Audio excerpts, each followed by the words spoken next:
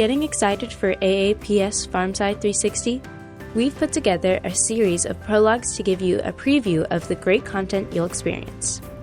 One of PharmSci 360's 5 tracks is Manufacturing and Analytical Characterization.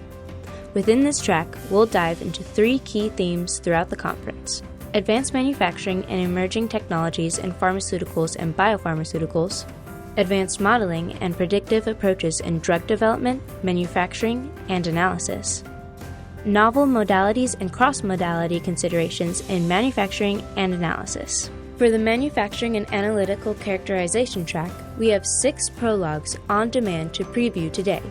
Topics include cross-modality, pharmaceutical and vaccine innovations, harnessing emerging technologies for enhanced quality, emerging applications of data-driven and hybrid modeling, trends in continuous manufacturing, delivering the pipeline of tomorrow, and modeling and predictive design in pharmaceutical development. We hope you enjoy these prologue presentations and look forward to seeing you in Orlando at PharmSci 360.